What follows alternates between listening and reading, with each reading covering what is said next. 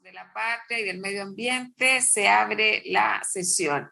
Le damos la bienvenida a nuestros invitados e invitadas especiales, también a la Secretaría Ejecutiva y a nuestros asesores legislativos que también nos acompañan. Vamos a ir identificando a cada uno de nuestros invitados a medida que vayamos avanzando en la tabla.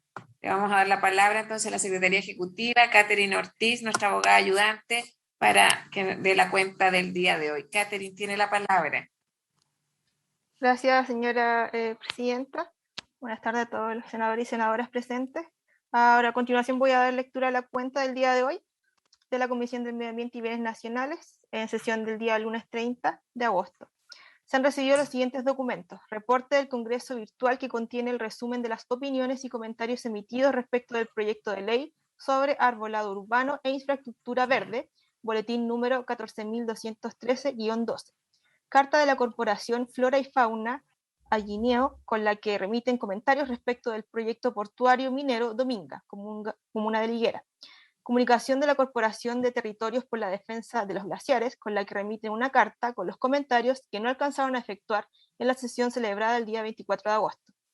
Solicitud del honorable senador Alejandro Navarro, en orden a que se incorpore en la tabla de la próxima sesión el proyecto de ley de su autoría que modifica el decreto con fuerza de ley número 340 sobre concesiones marítimas para regular la extracción del agua de mar correspondiente a boletín número 10.319-12. No hay más puntos en la cuenta, señora presidenta. Muchas gracias, Catherine. Se ofrece la palabra sobre la cuenta. Senadora Allende. Presidenta, respecto a la solicitud del senador Navarro, primero él no nos puede fijar cuándo vamos a discutir, dice la próxima sesión. Nosotros tenemos nuestra agenda y corresponde que sea la presidenta de la comisión, junto con la comisión, la que determine, digamos, los tiempos y las materias que vamos a ver en cada hora. Pero por otro lado, me llama la atención porque este tema ha sido visto por la Comisión de Recursos Hídricos. Nosotros, de hecho, estamos ya a borde. Bueno, hemos tenido que 2 veces pedir aplazamiento porque es un tema bastante complejo, pero ya estamos muy avanzados en los acuerdos que se ha hecho en una mesa técnica entre los asesores, el Ministerio de Obras Públicas, la Dirección General de Agua, para ser muy específico, estoy hablando del tema de extracción de las concesiones para extraer agua de mar, o más conocido como desalinización. Me parece que es allá donde debiera haberse dirigido, porque es allá, ahora ya estamos cerrando. Como dije, ya finalmente hacer las indicaciones necesarias y esto en trabajo con el Ejecutivo, porque obviamente muchas propuestas son solamente atribuciones que tiene el Ejecutivo. Entonces, quería hacer esa observación porque me parece que es allí donde se ha visto y se ha trabajado con una mesa técnica y se ha visto en detalle cada uno del articulado y las eventuales modificaciones que va a tener la moción. Gracias, senadora Allende. Bueno, entiendo que el tema del senador Navarro es una solicitud. Obviamente la agenda es algo que hemos trabajado en consenso con los senadores de la comisión, donde hemos establecido que el primer punto, despachar la ley marco de cambio climático, cosa con la que ya hemos cumplido la semana pasada. Dedicamos harto tiempo a ese proyecto de ley. Ahora vamos a continuar con la ley de glaciares y en la medida que vayamos avanzando, obviamente, vamos a ir incorporando otras iniciativas como la de arbolado urbano, infraestructura verde, que es otra de las prioridades que hemos definido en la comisión. Le voy a pedir a la Secretaría Ejecutiva así que revise para ver si es necesario potencialmente que veamos acá esa moción o la derivemos a recursos hídricos. ¿Le parece, señor? Yo quiero también solicitar el acuerdo de la comisión para oficiar a la Subsecretaría de Pesca.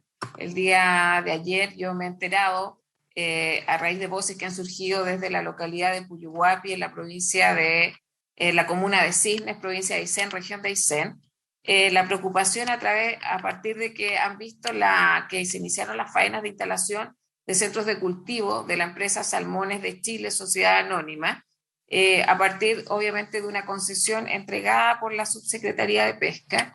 Estas balsas jaulas se encontrarían a 500 metros de la localidad, de la bahía. Estamos hablando de una pequeña localidad cuya definición también a partir de los ejercicios de planificación que se han hecho está orientada al tema del turismo. Yo entiendo que esta es una industria que siempre aparece bien posicionada en tanto el nivel de exportaciones que tiene. Está el cobre y luego está el salmón, pero claramente la región de Aysén, donde hoy día se está concentrando la producción de salmón en Chile, requiere que esto tenga cierta planificación y respeto también al ordenamiento territorial que la propia región se ha dado, y ahí hablo de la política regional de uso al borde costero que definimos a partir del 2004, y lo digo porque esta área, al menos donde se está instalando y donde se autorizó esta concesión,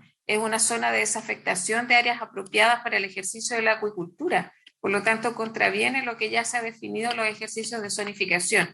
Así que solicito que se oficie para que se envíen los antecedentes y se explique por qué se autorizó una concesión en una zona que no es apta para la acuicultura de acuerdo a la definición en la política regional de uso del borde costero. Así que, Catherine, le encargo que podamos oficiar a esa entidad. ¿Algún otro punto en tabla, senadora Allende? O sea, para la cuenta. No es la cuenta, sino también pedir un oficio en el siguiente sentido. Salió en la prensa unas informaciones sobre lo que sería responsabilidad de ENAP. Sería bueno tener más antecedentes. Hicimos, digamos, a la Superintendencia de Medio Ambiente como a ENAP para saber con más precisión los cargos que en principio se le están formulando. Esto es muy reciente, entiendo que están por ahí por el 10 de agosto o algo así.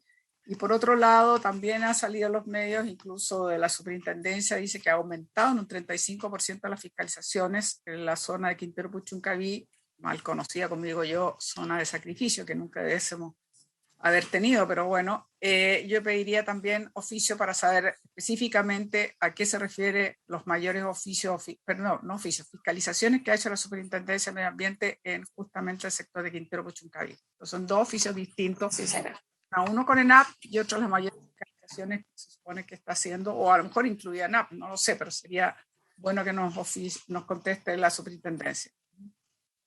Muchas gracias, senadora Allende. Entonces, a través de la Secretaría Ejecutiva despacharemos los oficios solicitados. Gracias, presidente. Palabras, pasamos al punto 1 de la tabla. Magdalena tiene la palabra.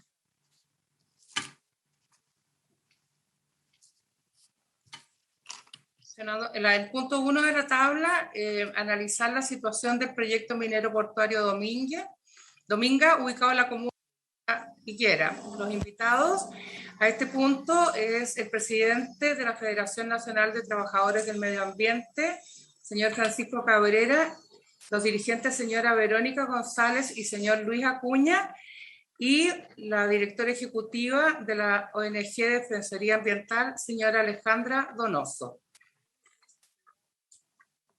Muchas gracias, Magdalena. Entonces le damos la bienvenida al señor Francisco Cabrera, a la señora Verónica González, al señor Luis Acuña, todos ellos de la Federación Nacional de Trabajadores del Medio Ambiente y de la ONG Defensoría Ambiental, su directora ejecutiva, la señora Alejandra Donoso. Nosotros habíamos convocado esta sesión para la semana anterior, no pudimos finalmente abordar el tema, pero hoy día ya estamos en condiciones de volver a revisar el proyecto minero portuario Dominga. Como ustedes saben, la Comisión de Evaluación Ambiental de la región de Coquimbo aprobó en una sesión extraordinaria este proyecto. Entiendo que el día 24 de agosto se subió al sistema de evaluación de impacto ambiental la resolución número 161 que califica de forma favorable el proyecto Dominga. Nosotros como comisión, y lo hemos hecho también con otros senadores, hemos expresado nuestra preocupación, primero por la reunión de la comisión en sí misma el pasado 11 de agosto. Hemos recibido y conocido declaraciones tanto de trabajadores, funcionarios y profesionales de la CONAF, el Servicio de Evaluación Ambiental Regional, que rechazan y contravienen la decisión tomada por la Comisión de Evaluación Ambiental, sus asociaciones de funcionarios, y bueno, y junto a los senadores Girardi, Quintero y Muñoz también estamos esperando esta resolución para presentar formalmente ya un recurso de protección, por lo que consideramos una acción forzada y y arbitraria. Además que existen recursos pendientes desde la Corte, temas pendientes en el ámbito judicial. Así que para avanzar en este tema vamos a darle la palabra entonces a Francisco Cabrera. Ahí está, bienvenido Francisco. Hola, bienvenida senadora, gracias por la invitación. Agradecer la instancia y bueno, voy a compartir una presentación para poder exponer los puntos que queremos presentar ahora.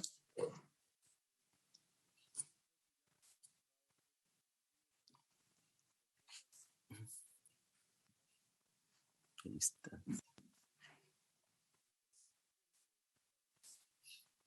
¿Se ve? Perfecto. Gracias. Bueno, un poco lo que vamos a tratar de hacer, un poco cuál ha sido la participación de los funcionarios de la institución ambiental en la evaluación del proyecto Minga y la opinión que tenemos respecto del mismo. Primero voy a aprovechar la instancia, obviamente, que no estamos presentes siempre en estas actividades, decir quiénes somos. Bueno, somos la FENATRAME, la Federación Nacional de Trabajadores del Medio Ambiente, que es la organización que representa a las 3 asociaciones de la institucionalidad ambiental, ANFUSEA, que es de los Servicios de Evaluación Ambiental, ANFUMA, que es del Ministerio del Medio Ambiente, y ASUMA, que es de la Superintendencia de Medio Ambiente. Somos aproximadamente 730 funcionarios aproximadamente asociados. El año 2015 formamos la Comisión Sindical Ciudadana Parlamentaria, debido a la inequidad en la representación de sindicatos y ciudadanía en la Comisión Presidencial para la Reforma del CIA, del segundo gobierno de la presidenta Bachelet, y por la falta de legitimidad que encontramos social que tenía esa comisión, hicimos incluso un documento que fue público con varias organizaciones medioambientales, ONG, etcétera. Y bueno, y la otra instancia importante es, de coordinación que hemos tenido, en 2019 participamos activamente en la Copa Alternativa desarrollada en la comuna de Cerrillo y somos parte del SCAC, que es la Sociedad Civil por la Acción Climática, también que representa y está presente en varias organizaciones. Un poco para contar cuál ha sido la historia de la evolución ambiental del proyecto Dominga en el CIA. Bueno, hice un pequeño calendario. Como ustedes saben, el proyecto ingresó en 2013, el 13 de septiembre de 2013, y bueno, fue evaluado con el decreto Supremo 95, que es el anterior reglamento que tenía en ese momento la CONAMA, no con el decreto Supremo 40, que actualmente está vigente, y bueno, tuvo varias instancias, por eso tiene tantas instancias de Ixare de adenda, llegó hasta adenda 4, cosa que hoy día no podría producirse. Bueno, finalmente se produce el ICE el 2017, la RCA también en marzo de 2017, y bueno, evaluaron el Comité de Ministros el 21 de marzo de agosto de 2017, y aquí nos interesa centrarnos en estos temas porque eso es lo que queremos relevar en la presentación. Aquí empiezan ya a aparecer algunas cartas de funcionarios, y de hecho del Servicio de Evaluación Ambiental del CEA de Coquimbo, en donde una carta era interna, era una reflexión que hacían los funcionarios en ese momento respecto de cómo se había llevado la evaluación ambiental, y esa carta se filtró. Nunca se supo quién la filtró, pero obviamente es de público conocimiento y queremos relevarla ahora porque creo que es una carta que no todos conocen y da cuenta de varios antecedentes respecto a cómo se llevó el proceso de evaluación ambiental. Y además los que la conocen un poco han metido la carta un poco debajo del escritorio. ¿Qué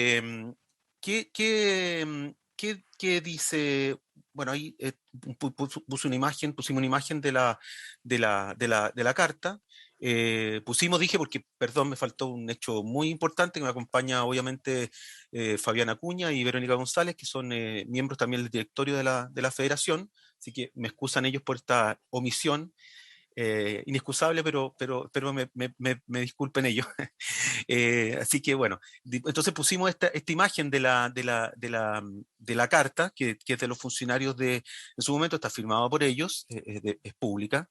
Y esa carta, ¿qué es lo que dice? La carta 2017 de los funcionarios de Coquimbo señala que desde el inicio de la evaluación ambiental el proyecto presentó antecedentes para que este fuera retirado del CIA a través de una resolución de término anticipado. que se le conoce como el IRE, el famoso IRE, que es por la falta de información relevante y esencial que tiene el proyecto, o de una recomendación de calificación desfavorable. Toda vez que, dice la carta, el proyecto no contemplaba el transporte que desarrollaría desde y hacia la ciudad de La Serena, no acreditaba la idoneidad de las medidas de mitigación y compensación que proponía, no reconocía la ejecución de actividades de transporte marítimo y terrestre en comunas no consideradas originalmente y en sectores cercanos a área de protección oficial, y todo lo cual redundaba en una insuficiente línea de base para poder evaluar adecuadamente el proyecto. Es una de las cosas que empieza diciendo la carta. Como digo, esta era una carta interna, de carácter interno, que era una reflexión, y se le hicieron llegar a su jefatura directa para mejorar el tema de la evaluación ambiental. Otras cosas que dice la carta, y aquí un tema central. La carta, los funcionarios se quejan porque del nivel central, o sea, de Santiago, se toma la decisión de no llevar al proyecto a calificación luego de que el titular respondiera al informe consolidado de solicitudes de aclaración, rectificación y ampliaciones, el IXARA 3. Según los funcionarios, en ese momento ya había condiciones para que el proyecto fuera llevado a la Comisión de Evaluación Regional.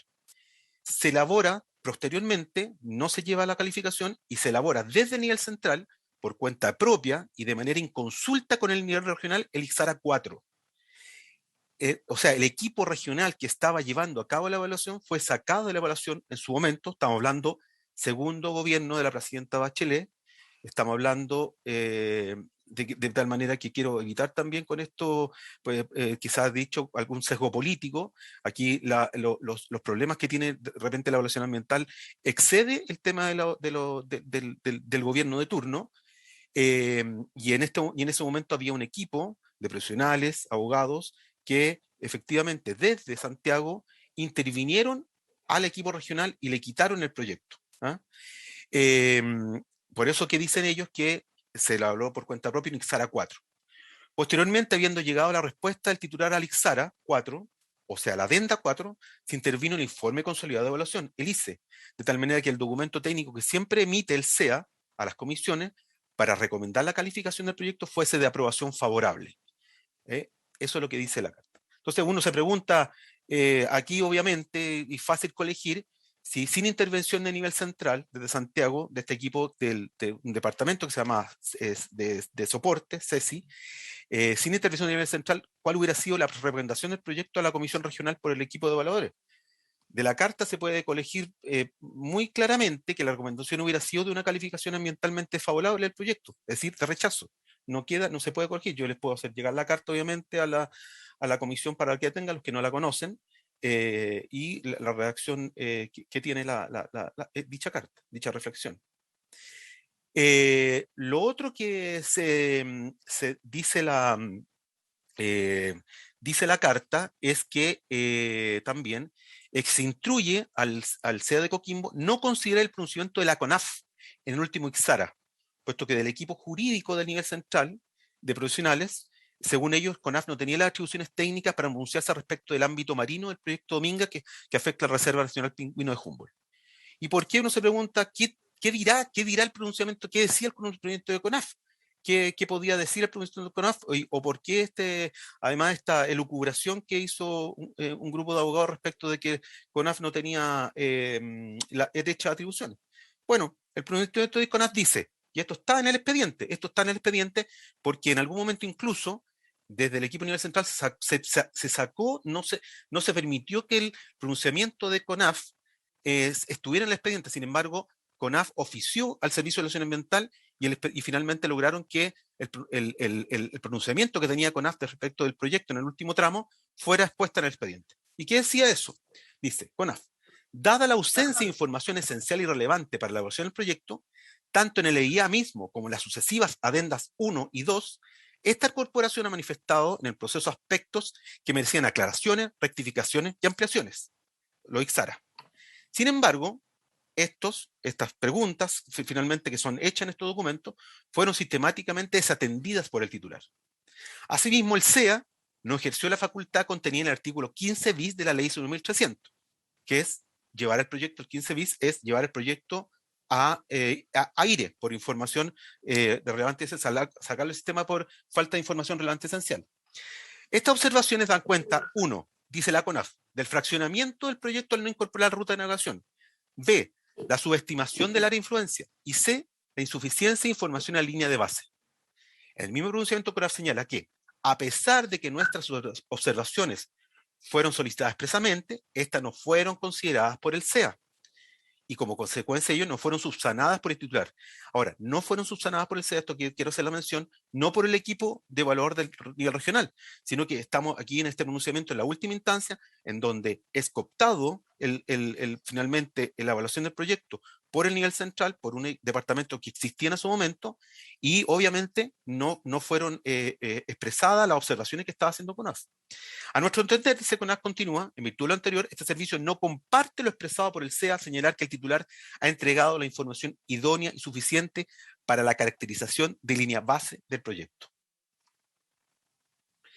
Entonces, eso es un poco lo que nosotros queríamos contar, relevar, de lo que creo que es importante, de lo que un poco se desconoce. Creo que esto es una materia que no está muy al tanto de incluso de los parlamentarios y de algunas personas, sino que todo se ha manejado en virtud de lo que se maneja en el expediente mismo, pero hay cosas que sucedieron que obviamente no, están por debajo, en la cocina se podría llamar, de lo que fue la evaluación ambiental del proyecto, y nos parece importante relevar.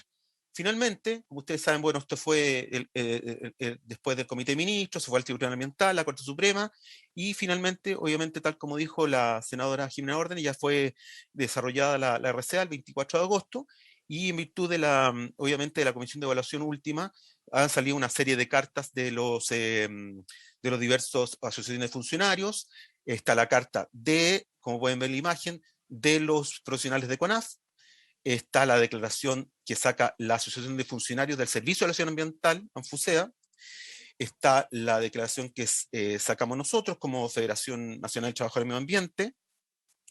Está la declaración que saca AFIPES, y que es la Federación de Cernapesca, es firmada es como la similar nuestra de la FENATRAMA, pero esta es de Cernapesca. Está la declaración de la Asociación de Funcionarios del Medio Ambiente también, y está también un comunicado de la ANEF. Son una serie de expresiones desde el ámbito de los funcionarios, de su expertise también, respecto de los problemas que tiene el proyecto en varias materias. Finalmente, quiero aprovechar de hacer algunas reflexiones finales muy brevemente respecto de lo que estoy señalando. Y nosotros creemos, la verdad, que frente al antecedente, y conocemos de primera fuente, creo que se vulneró la opinión técnica de los funcionarios encargados de la evaluación ambiental, privilegiándose una decisión de carácter económico y política acerca de la viabilidad y necesidad de instalar este proyecto minero. O sea, nosotros no nos quedan duda de que aquí hubo una vulneración de la expresión técnica que tenían los funcionarios. Y ojo que nosotros no desconocemos la expresión política de la evaluación ambiental. Hay una expresión que tiene que tener una expresión política, pero obviamente también hay una expresión técnica que en este caso se fue vulnerada. La decisión de la Comisión Regional de Coquimbo el 11 de agosto se tomó y esto es importante señalarlo, con la misma información que existió cuando se tomó la decisión de rechazo en marzo de 2017 y por el Comité de Ministros en agosto de ese mismo año. O sea, hoy día no hay información nueva de la que se tomó en esta Comisión de Evaluación del 11 de agosto. Es la misma información, absolutamente la misma información. No es que haya habido otra información nueva presentada por el titular. Bueno, la aprobación del proyecto Dominga dialoga, es una cosa es contraintuitiva, va contra el sentido común respecto al informe del panel de expertos para el cambio climático de Naciones Unidas, que había salido ese mismo lunes, que fue la Comisión de Evaluación Regional, donde se establece la urgencia de tener el calentamiento global disminuyendo los gases de efecto invernadero y la importancia que tiene el rol que juega la protección del ecosistema y la biodiversidad terrestre en la Estrategia Nacional de Mitigación de Cambio Climático. Y por último, creemos que este tipo de decisiones no hacen más que dejar en claro, reforzar la idea acerca de la necesidad de llevar adelante una reforma estructural de la institución ambiental, la que debe contar con un organismo técnico de carácter autónomo para la evaluación ambiental de los proyectos que tienen impactos socioambientales. Eso por mi parte, Presidenta, senadora Jimena Órdenes, le agradecemos mucho la invitación y siempre estamos dispuestos a poder expresar una serie de repente de cosas que se escapan del acontecer y no son relevadas y que digamos, nosotros como funcionarios tenemos algo que decir en ello. Así que muchas gracias. Muchas gracias a usted, Francisco, y a los dirigentes que los acompañan. Les propongo, vamos a seguir con la presentación de la ONG Defensoría Ambiental a través de su directora ejecutiva, señora Alejandra Donoso, y después abrimos un espacio para preguntas, comentarios y otros. Alejandra tiene la palabra. Y le damos la bienvenida al diputado Marcelo Díaz, que veo en pantalla también a la comisión. Bienvenido, diputado. Gracias, senadora. Saludos. Gracias. Alejandra, tiene la palabra. Gracias, senadora. Buenas tardes, ¿me escucho bien? Perfecto. Perfecto, ya. Bueno, el tema Dominga es un tema ya de largo aliento, sabemos bien cuál es su historia, no me voy a referir a ella.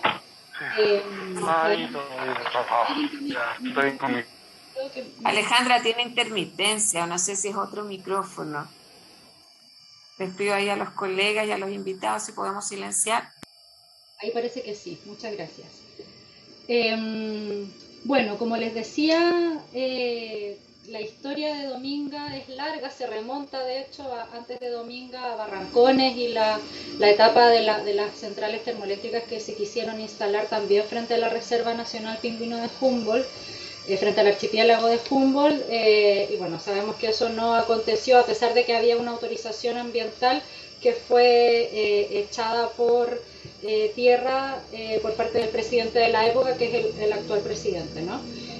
Dominga tiene una serie de problemas como proyecto, digo, como megaproyecto minero portuario que se pretende instalar en la parte más austral del desierto florido, en tierra, con 2 rajos abiertos en una zona declarada de escasez hídrica y frente al archipiélago de Humboldt en el mar.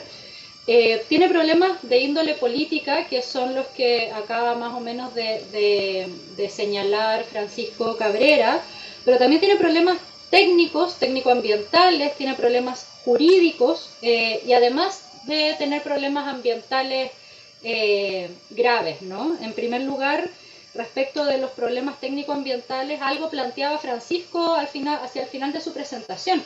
Los argumentos y los antecedentes con los cuales la Comisión de Evaluación recientemente dicta o vota favorablemente el proyecto son exactamente los mismos que tuvo la Comisión años atrás para tomar la decisión contraria. Entonces, en términos de contenido, la verdad es que no hay novedad. La novedad tiene que ver con quién toma la decisión y eso es parte del entramado entre lo político y lo ambiental que, concuerdo con Francisco, no viene al caso desconocerlo, pero sí hacerse cargo de eso. Entonces, la verdad es que Dominga fue rechazada en su inicio por problemas de información. Su línea de base fue insuficiente no solamente respecto de las líneas de navegación, que es de lo que más se ha hablado en la prensa sobre todo, sino también en términos generales. Los impactos que pretende o que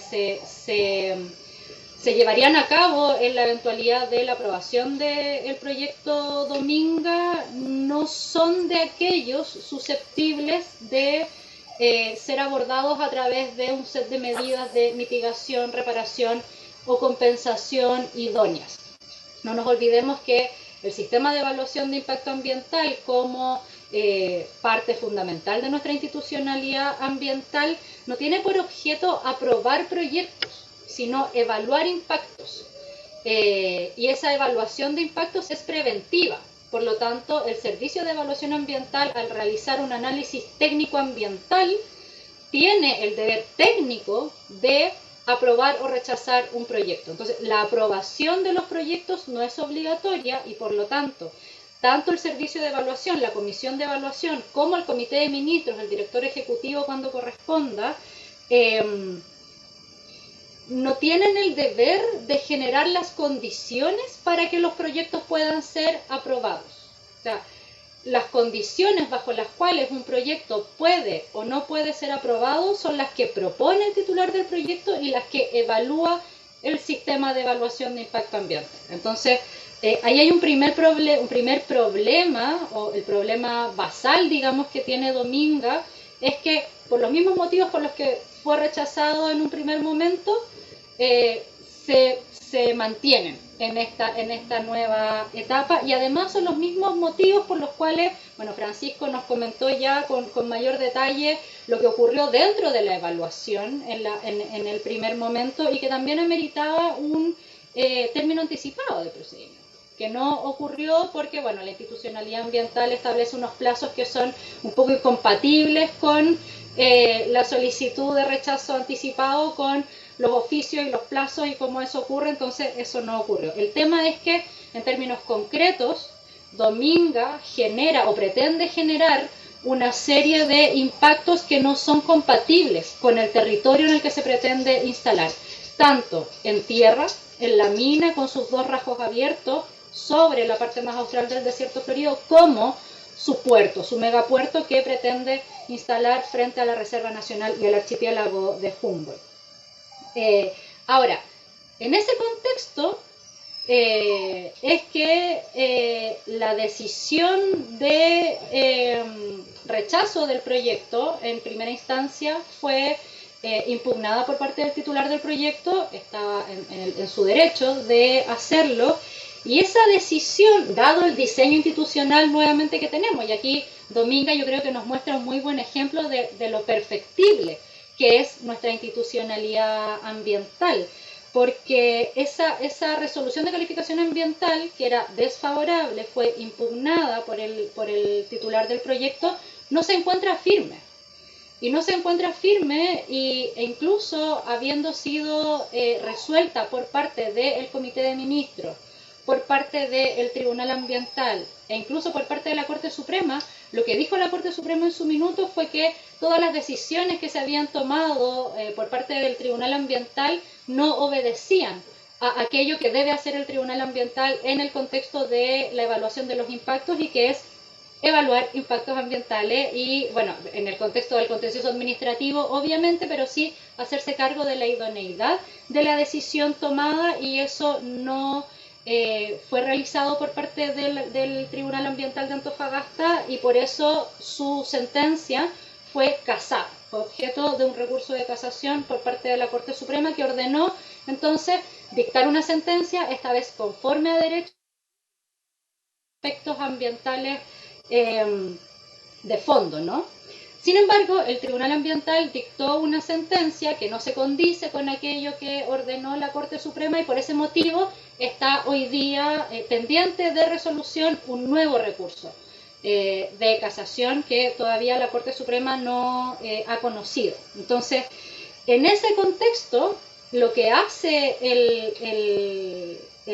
la Comisión de Evaluación de retrotraer el procedimiento, dado que existe una sentencia del Tribunal Ambiental, que es esta segunda sentencia del Tribunal Ambiental, y ordena retrotraer el procedimiento y ordena llamar a una nueva votación, y finalmente, recientemente, dicta una resolución de calificación ambiental completamente contradictoria con otra respecto del mismo proyecto, con los mismos antecedentes, pero que está siendo objeto de impugnación por parte de la Corte Suprema. La verdad es que, a nuestro juicio, vulnera el principio de juridicidad. O sea, las decisiones que tome la Administración del Estado, de todas maneras, deben ser revisadas en caso de que así se solicite por parte de los tribunales de la República. Y eso es lo que está sucediendo, y tenemos mecanismos constitucionales y administrativos en la Constitución actualmente vigente, en la Ley de Bases Generales de la Administración del Estado y de los procedimientos administrativos, para evitar la existencia de decisiones contradictorias. Lo que hizo la Administración del Estado fue obviar esos mecanismos, basarse únicamente en una decisión del Tribunal Ambiental que está siendo impugnada, hacer caso omiso del proceso de impugnación y seguir con un procedimiento administrativo como si no existiera todo esto. Entonces, vulnera el principio de juridicidad, vulnera sin duda la economía procesal, pero sobre todo, y aquí es lo que yo encuentro más grave, vulnera la separación de poderes. Porque es deber del Poder Judicial en este procedimiento, que es el contencioso administrativo, revisar la legalidad de las decisiones de la administración, y eso todavía no ocurre respecto de esta segunda sentencia de la Corte, del Tribunal Ambiental. Entonces la administración lo que hace precipitadamente es ir en contra de lo que probablemente pueda decir la Corte Suprema, porque en caso de que la Corte Suprema acoja los recursos de casación, vamos a encontrarnos en una situación aún más problemática de la que tenemos hoy día, que tenemos dos resoluciones de calificación ambiental contradictorias respecto de un mismo procedimiento. Que independientemente de que la administración haya ordenado, retrotraer el procedimiento y por lo tanto dejar sin efecto decisiones, no se hace cargo de que eso está siendo revisado por el Poder Judicial. Entonces, ahí hay un problema grave que tiene que ver con principios, o sea, con problemas netamente jurídicos y que tienen que ver con el principio de juridicidad. Y lo más grave de todo esto, o sea, es muy grave la alteración del Estado de Derecho, o sea, la vulneración de las normas básicas que tenemos como sociedad, y tiene que ver con el contexto en el cual nos encontramos. Como también nos recordaba Francisco, en la misma semana en que se llamó a esta votación, el panel de expertos del IPCC había publicado su sexto informe que, bueno, a quienes nos hemos dedicado hace harto tiempo, y aquí en la Comisión de Medio Ambiente lo saben con mucha claridad, los problemas del cambio climático, de la crisis climática, de la emergencia global que estamos habitando, los conocemos desde hace tiempo, pero lo que hace el IPCC es darnos ciertas certezas sobre el origen, que es antrópico, y sobre la irreversibilidad de los cambios si es que seguimos con nuestra conducta, ¿cierto? Entonces, en ese contexto, y aquí yo soy una simple abogada, no soy bióloga, no soy científica, no soy ecóloga, pero algo de conocimiento tengo, y también me remito a los informes que se han presentado en el procedimiento de evaluación de Dominga, informes expertos, informes en calidad de amicus curiae y en calidad de informes expertos en ambos sentidos, y también a las voces que han surgido después de esta votación reciente de Dominga. Resulta que el ecosistema que pretende alterar el megaproyecto portuario Dominga es de aquellos ecosistemas que más bien hay que preservar. O sea, aquí la política pública debiera ser en esa dirección de manera indubitada. O sea, debiéramos estar todos y todas alineados al menos en que los sitios, los lugares, los ecosistemas que todavía se mantienen prístinos y que nos podrían ayudar a buscar los mecanismos para tener mejores posibilidades de resiliencia y de adaptación frente al cambio climático, deben ser resguardados. Ese debiera ser el norte. Entre otros motivos súper importantes, traigo a colación dos, que tengo la idea de que son fáciles de entender, al menos para mí que no soy bióloga o ecóloga, son fáciles de entender. Uno, la diversidad genética que albergan. O sea, un sitio con una riqueza en biodiversidad tal que le vale ser un hotspot de biodiversidad, de aquellos que hay muy poquititos en el mundo, nos permiten aventurar sin mucho riesgo de equivocarnos, de hecho casi sin riesgo de equivocarnos, de que allí hay una respuesta, ¿no? Una posible respuesta frente al cambio climático, porque allí se concentra buena parte de la diversidad genética y de la biodiversidad que alberga nuestro país. Si es que hay alguna respuesta, probablemente la encontremos en esos lugares donde hay mayor biodiversidad. Ese es un elemento importante. Entonces, cuando viene un megapuerto, cuando viene una megamina, en un lugar tan no solo biodiverso, sino con un alto nivel de endemismo. Las especies que hay ahí no están en otra parte de Chile, no están en el valle de al lado. O sea, la riqueza endémica es demasiado alta como para ponerla en riesgo. Ese es un elemento. Y por otro lado, el otro argumento importante para poder, para entender los motivos por los cuales hay que resguardar estos ecosistemas es que son sumideros de carbono. O sea, cuando hablamos de que la actividad antrópica ha acarreado esta situación de emergencia climática en la que habitamos, hablamos usualmente de las emisiones de gases con efecto invernadero, de gases contaminantes. Esos son contaminantes que se van a la atmósfera. Y sabemos que los ecosistemas, algunos ecosistemas, tienen la particularidad de albergar esos gases. O sea, lo que hacen los ecosistemas es retener toda esta contaminación, que en su ecosistema no es contaminación, sino que es parte, ¿no?, del mismo sistema. Pero cuando se talan los árboles, cuando se deja sin oxígeno el mar, cuando se mueren los ecosistemas, todos esos contaminantes suben a la atmósfera y por lo tanto estamos acentuando los problemas de cambio climático. Entonces, por una parte, nos estamos disparando a los pies, una de las pocas posibilidades que tenemos de resiliencia frente al cambio climático, y por otra parte, estamos poniéndole más presión a un sistema que lo que requiere es salidas alternativas, o sea, buscar mecanismos para no seguir aportando contaminantes, sino más bien eliminarlos. Y en ese sentido, el otro argumento, que también es simple de entender, tiene que ver con las emisiones que lleva a cabo la megaminería. Porque mucho se ha hablado de los impactos en el mar y me parece que están lo suficientemente documentados y se habla bastante, incluso en la opinión pública, pero los impactos que genera la megaminería, incluso pretendiendo ponerse el apellido de sustentable, que es una cuestión que es bien discutible, esos impactos son irreversibles y son de tal magnitud que no pueden ser sostenidos en este contexto social, global, climático, pero particularmente en este lugar. O sea, este lugar, la Reserva Nacional Pingüino de Humboldt, el archipiélago de Humboldt, el desierto florido, son lugares que son necesarios de resguardar. Y para eso la política pública, y para eso las instituciones, para eso tenemos institucionalidad ambiental. Por ese motivo se creó el Servicio de Evaluación Ambiental y ya no tenemos una antigua CONAMA o COREMAS. Tenemos toda una institucionalidad ambiental que tiene por finalidad hacernos cargo de la preservación de la naturaleza, de resguardar los bienes comunes, porque ese es el mandato constitucionalmente vigente, ese es el deber del Estado.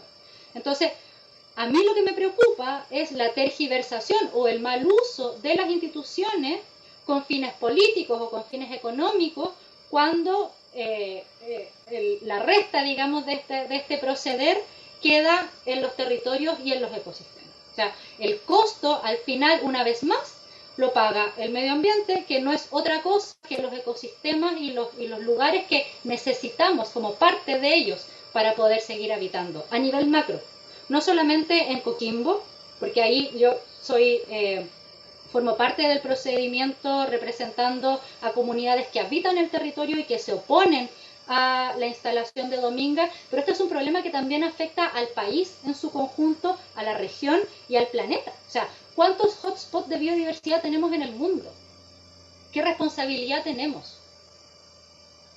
Esa yo creo que es una pregunta que va a quedar abierta a la reflexión. Yo espero y confío en que esta Comisión de Medio Ambiente ejerza las atribuciones que tiene en este contexto. Sabemos que la Cámara de Diputados hace una semana, poquitito más, elaboró un voto de preocupación y de rechazo frente a la aprobación del proyecto Dominga.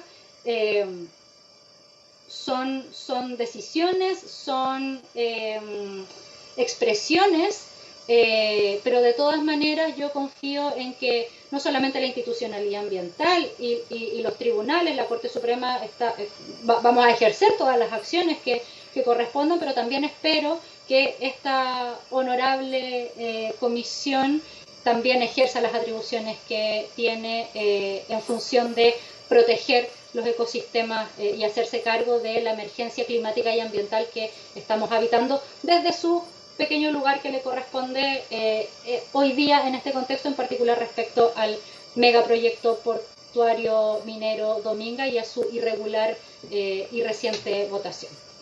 Gracias por su atención. Muchas gracias, Alejandra.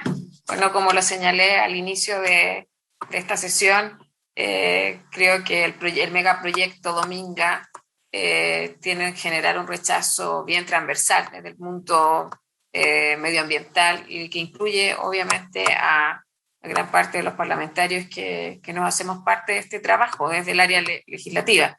Creo que son varios los puntos, ustedes lo han señalado muy bien, también Francisco. O sea, acá hay informes contradictorios, resoluciones de calificación ambiental contradictorios, lo que se explica cuando a partir de un informe técnico se vota en sentido contrario. Nosotros por eso hemos señalado que creemos que acá hay una acción forzosa para haber sacado adelante la votación de la Comisión de Evaluación Ambiental de la región de Coquimbo. Nosotros esperamos que eso se rectifique en lo personal, por eso nombrar a otros senadores como el senador Quintero, Girardi, Muñoz.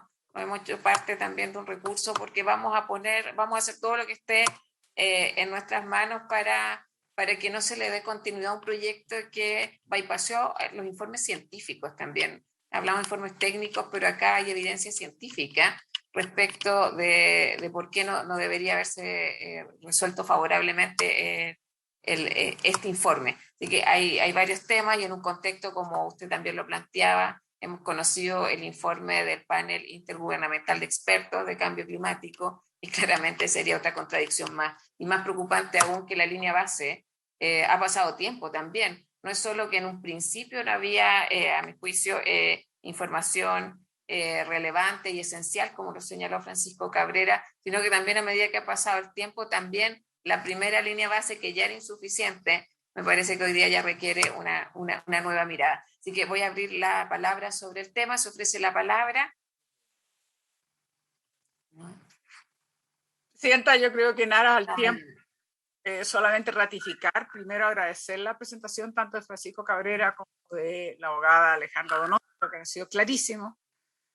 Conocemos la historia y sabemos que tiene vicio desde el origen, digamos, y lo más absurdo, efectivamente, habiendo pendiente un recurso en la Corte Suprema que se acelerara el pronunciamiento del Comité de Ministros sobre la base de la misma información. Y como aquí se ha dicho, además con una presión evidente. Entonces yo creo que usted lo ha expresado con total claridad, que hay un rechazo bastante transversal. Es muy tremendo que se pase a llevar de esa manera una institucionalidad que nos ha costado mucho tiempo levantarla, la institucionalidad medioambiental, y pone en cuestionamiento, digamos, la forma en que funciona, y eso no es lo que queremos. Queremos un país que efectivamente tengamos garantías que cuando se habla de hacer una evaluación, sea una evaluación. O sea una mirada técnica que permita ver efectivamente si hay condiciones para aprobar o rechazar un proyecto, lo más alejada posible de las presiones. Pero en fin, todos conocemos de Barrancones para acá que no ha sido fácil esta historia. Simplemente ratificar de que siempre se mostró que era insuficiente su línea de base, que no era capaz de identificar correctamente la evaluación del impacto, menos el desequilibrio que se produce, digamos, en lo que pretende las medidas propuestas por el propio proyecto. En fin, una serie de temas que no cabe la menor duda, digamos, que ponen bastante en cuestionamiento el proyecto en sí. Eso, Presidenta. Muchas gracias, senadora Allende. Sigue ofrecida la palabra, si no pasamos al punto 2 de la tabla. Francisco Cabrera, Alejandra, les quiero agradecer por... Senador Proens. Senador Proens. Muchas gracias. Saludar a todos nuestros invitados. Presidente, solamente una especie de reflexión con respecto a este proyecto de tanto que hemos hablado. Y quiero volver un poco atrás. Yo quiero decir que el 30 de enero del 2015 se aprobó en esa misma zona, en el mismo lugar, 5 kilómetros de distancia en línea recta uno de otro, el proyecto que se llama Puerto Cruz Grande. Está 25 kilómetros de la reserva de los pingüinos de Humboldt versus 30. No es gran diferencia entre una y otra. Y lo único que me ha llamado la atención después de haber revisado todos los antecedentes es que un proyecto tiene todos los males del infierno y el otro no tiene ninguno, siendo que están en la misma área. Y yo quisiera que veamos esto de una perspectiva bastante objetiva, porque más allá de lo que cada uno haga, pero no se olviden que el Tribunal Ambiental de Antofagasta, cuando también se escucha entrecortado, senador. Que la Comisión de Evaluación de la Cuarta Región tiene que evaluar esto, esta vez más allá de que los recursos que están en la Corte Suprema. Esta nueva mirada o esta nueva votación, la Corte Suprema la tendrá que evaluar junto con las anteriores y verá si la causa se cae o no se cae. Pero en esa región hay muchas miradas distintas para un mismo tema. Se acaba de aprobar, Presidenta, aumentar a 170 barcos anuales por el puerto de Coquimbo sin ningún tipo de restricción de pasada por ningún lado.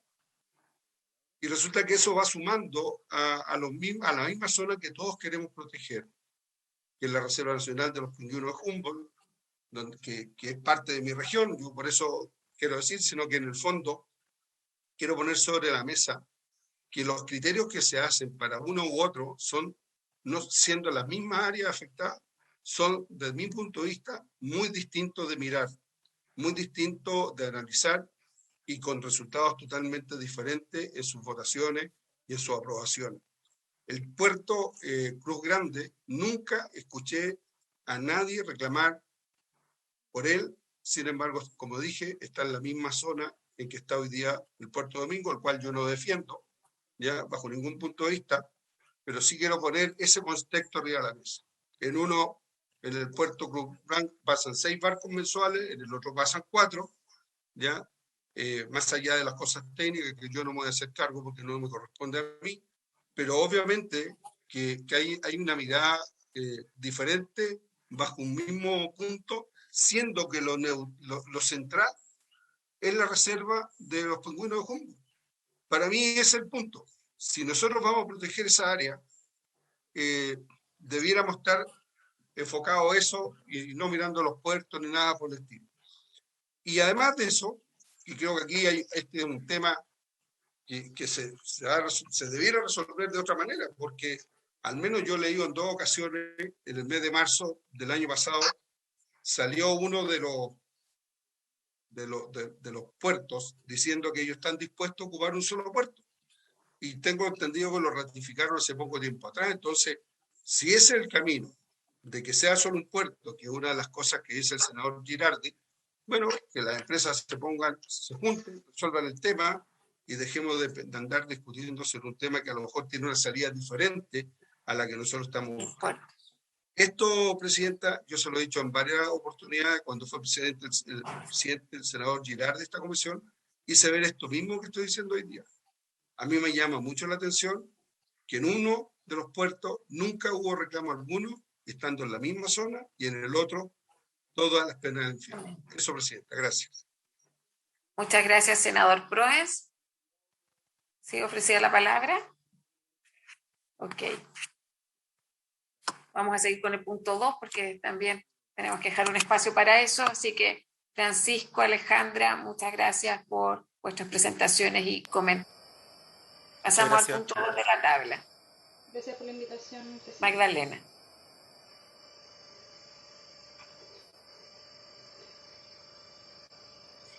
Presidenta, el punto 2 de la tabla, continuar, escuchar la opinión de nuestros invitados en el proyecto de ley en primer trámite constitucional sobre protección de glaciares. Los invitados son la directora ejecutiva del programa Chile Sustentable, la señora Sara Larraín, el presidente del Consejo Minero, el señor Joaquín Villarino, quien viene con el gerente de estudios, señor José Tomás Morel, y el vicepresidente de la Comisión de Glaciares del Instituto de Ingenieros, señor Humberto Peña. Ellos son los invitados al punto número 2. Muchas gracias, Magdalena. Entonces vamos a continuar con las audiencias respecto al proyecto de ley de glaciares. Le damos la bienvenida a la señora Sara Larraín, al señor José Tomás Morel y al señor Humberto Peña. Le vamos a dar la palabra entonces a Chile Sustentable a través de su directora ejecutiva, Sara Larraín. Muy bienvenida.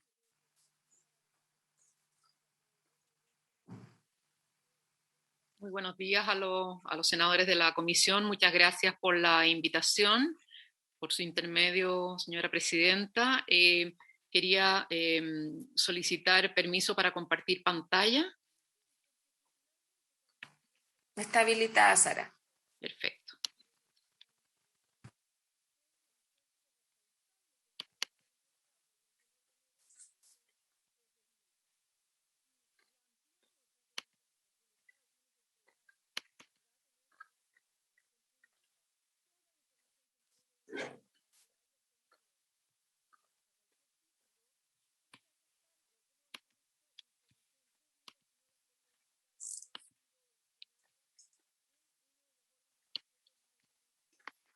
¿Se ve ahí, presidenta? Ya no. Ya no, se había... Perdió, pero ya no.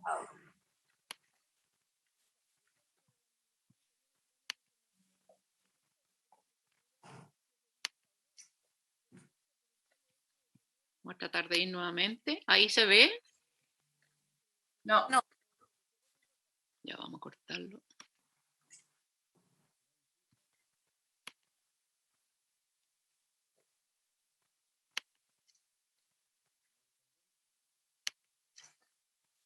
Ahora sí. Sí, ahí sí.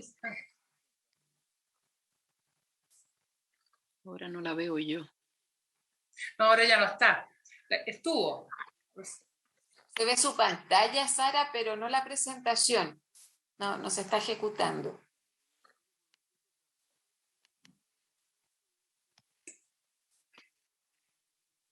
¿Ahí sí?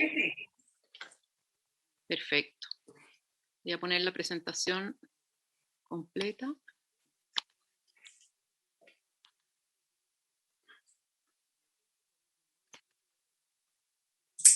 ¿Ahí se ve bien? Sí. Perfecto. Bueno, primero, señora presidenta, quiero rápidamente mostrar el contexto. Me voy a pasar de los 15 minutos que me dijeron, pero quiero plantear el contexto de lo que está ocurriendo hoy día con la destrucción de glaciares y por qué, y justificar con aquello las propuestas y comentarios sobre el proyecto de ley. Lo que ustedes están viendo acá son los glaciares Olivares, Alfa, Beta, en el Cajón del Maipo. Y como ustedes ven, cada uno de los glaciares tiene una laguna y después alimentan el río Olivares, que después va a alimentar el río Colorado, y este a su vez alimenta el río Maipo. Por lo tanto, claramente son fuentes tremendamente importantes de recursos hídricos, particularmente en el contexto del cambio climático. Son importantes los glaciares porque en general en Chile el 70% de la población y de las actividades se abastecen de las zonas cordilleranas, y tal como se ha señalado acá, el IPCC también señala la relevancia de los glaciares para la agricultura y las distintas actividades económicas del país. Incluso en el 2014 el IPCC advirtió de que va a haber una disminución de la escorrentía, particularmente en los ríos de la zona norte y centro del país por el derretimiento de glaciares, siendo este un importante desafío para la adaptación de muchas ciudades. Incluso el IPCC nombra, por ejemplo, la ciudad de Santiago de Chile. Lo que señala el inventario en su segunda versión, el año 2013, y es importante mostrarlo acá, no solamente que en Chile está el 82% de los glaciares de la zona de Sudamérica, sino que muestra muy, muy claramente, esta es información del Ministerio de Obras Públicas, muestra muy claramente en estas barras de abajo, en las distintas regiones, cuál es la superficie de glaciares. Entonces tenemos el 88% en la zona de los lagos Aysén y Magallanes. En la zona centro tenemos un 1%, un 4% de los glaciares en la zona sur, un 1%, en la zona norte un 1%. Por lo tanto, es muy relevante que cuando hablamos de glaciares no estamos hablando de los campos de hielo que están acá en la parte baja del mapa, ni tampoco en la región de los lagos, que es donde hay mayor cantidad de superficie glaciar y por lo tanto de reservas de agua dulce, sino que estamos hablando acá de las regiones de Atacama, Coquimbo, Valparaíso, Metropolitana y O'Higgins, bueno, y Maule y los demás, donde hay mucho menores glaciares, y es justamente en una zona donde el área de glaciares es muy pequeña, el número de glaciares es bastante más grande que el área, pero el área es muy pequeña. Y es justamente en estas áreas donde está concentrada los asentamientos humanos, las ciudades, y también están concentradas las industrias y la agricultura, que hoy día significan obviamente la parte importante del desarrollo nacional. Por lo tanto, no estamos hablando de glaciares en cualquier parte, sino que estamos hablando de glaciares con muy poca superficie en áreas que hoy día tienen restricciones hídricas. Son reservas naturales en todas estas cuencas, proveen seguridad hídrica en el sentido de que son un respaldo, son como embalses de hielo congelado que no hemos pagado, que nos concedió gratis la naturaleza y que hoy día en el contexto del calentamiento global significan un seguro hídrico impresionante. También proveen seguridad de abastecimiento para las ciudades y para la agricultura.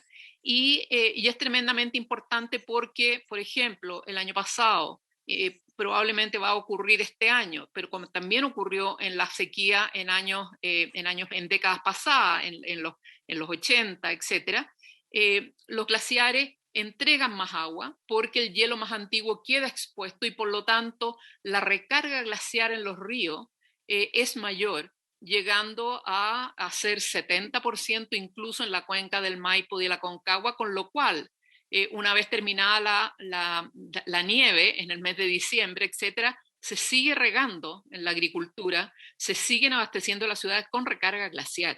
Por lo tanto, claramente hoy día, en un contexto de cambio climático, son incluso más relevantes que lo que fueron en el pasado en periodos de sequía.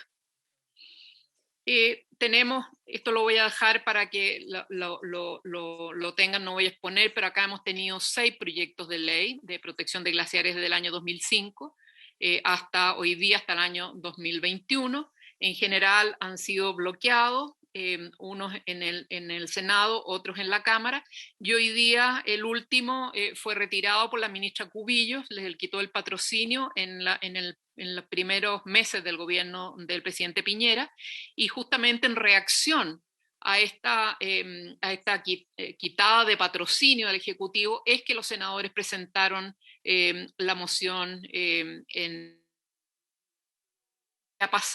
está demorada porque ha pasado más de 2 años en la comisión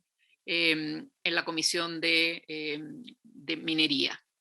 El gremio, ¿por qué se ha demorado tanto? Y por digamos, una regulación, llevamos 15 años con 6 mociones bloqueadas, una de ellas patrocinada por el gobierno de Bachelet, es porque claramente en Chile tenemos que reconocer el gremio minero ha priorizado los yacimientos de altura en las cabeceras de cuenca.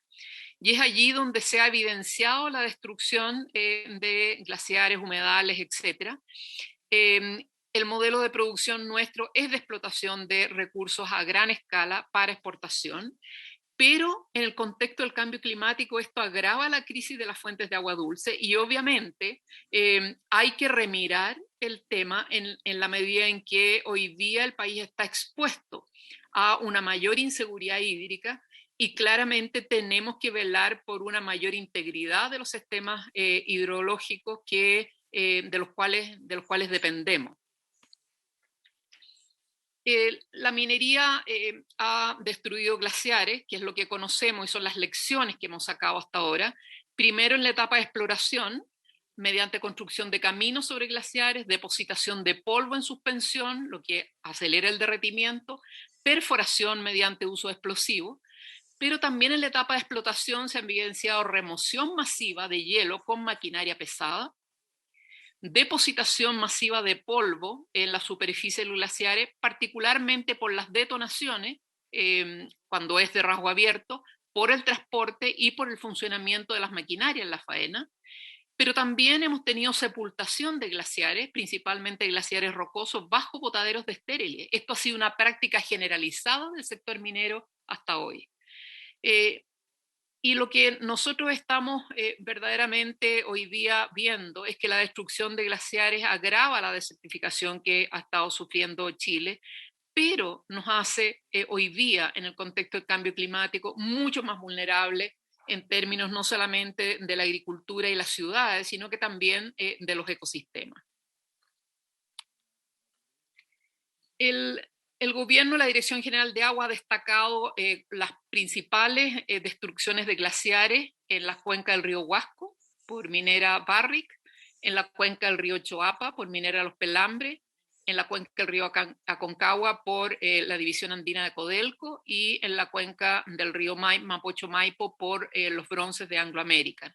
Esto es lo que está, si bien es cierto, el aparato público reconoce impactos en otras cuencas, ha destacado en sus documentos oficiales los impactos históricos en estas 4 cuencas sobre los glaciares.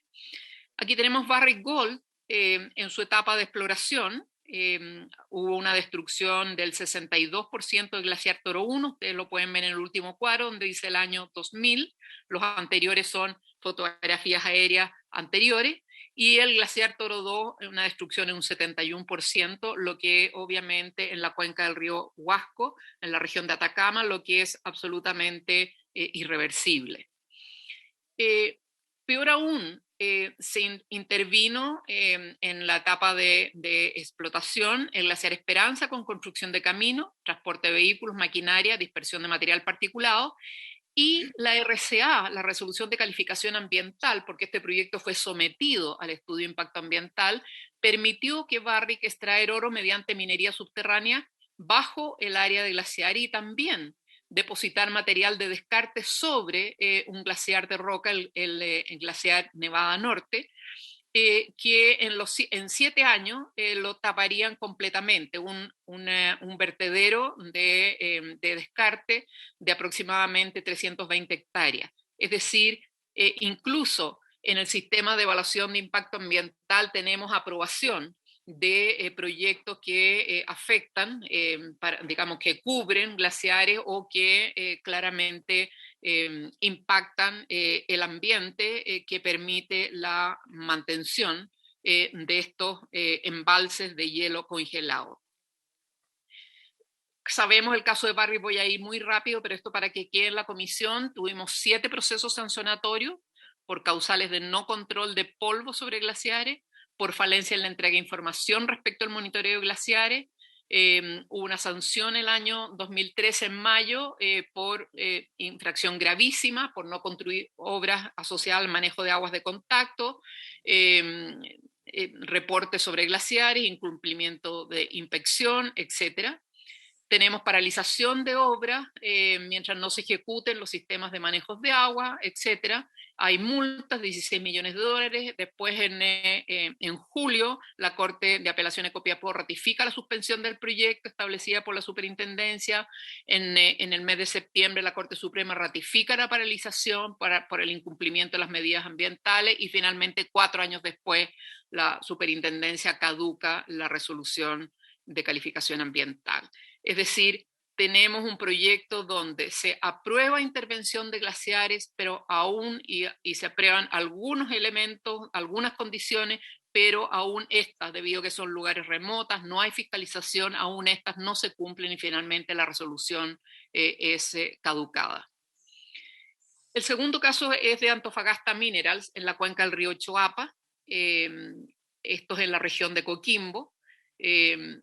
Acá tenemos dos láminas sobre el depósito de estériles sobre glaciares de roca, cuando va aumentando las labores en la mina. En el área donde opera Pelambre se identificaron 15 glaciares de roca entre los 3.500 y los 3.900 metros. 4 ya desaparecieron al año 2010 en el informe de Brenning y Azócar, Los glaciares de roca 10, 11, 12 y 13 desaparecieron por depositación de lastre sobre ellos, y 2 de ellos fueron intervenidos por la construcción de caminos.